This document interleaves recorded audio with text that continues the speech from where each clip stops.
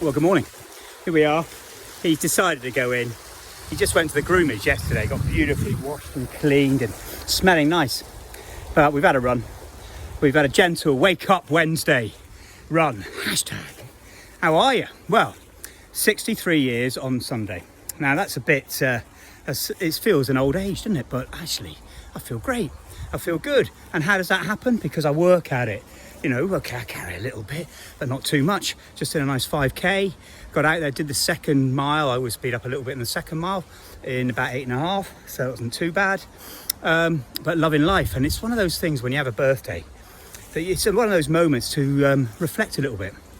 And I think some of the reflections I've had, and I've done a lot and spoken a lot about gratitude, numerous occasions on this little waffle. But being grateful about the people who believed in you through your life.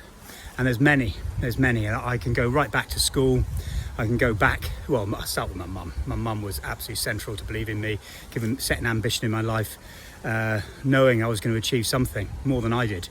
But then at school, you know, actually it was interesting. I was reflecting, so Dave Boyd Green in the early years and through into in physics, but also in cricket. Alan Weller, early days. Keith Maddox, I mean, he was central to believing in all of us and really setting up a whole core of really fantastic rugby players, but also good guys, you know, who understood some of the principles and values of rugby and have taken them into their lives. And he was immense. Pete Merchant, who really had an instrumental in sort of getting me into the army, or believing I could get into the army as an officer. And Mr. Flint, Sparky. We had a bit of an interesting relationship, but he did believe in me, I think. So there were a number of teachers who were central, and then off into the army, and you know, a number of officers, you know, Barry Patterson, critical, but also senior NCOs, Norman Minty. We had an immense time as a company way back when.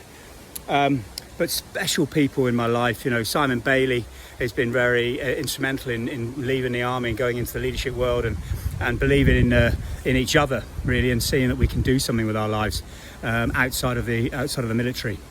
But being grateful, it's such a central core of positivity, of feeling good about yourself, for your mental health, your physical health. And of course the pphysical stuff is getting out there, having a run, having a walk, having a swim, having a cycle, but doing something. Let's keep it up. 63 is nothing. Yeah, well, I don't know what else to say. I'm going to put my youthful poem up. I've sent it a few times, but I'm going to stay youthful out there. Cheers.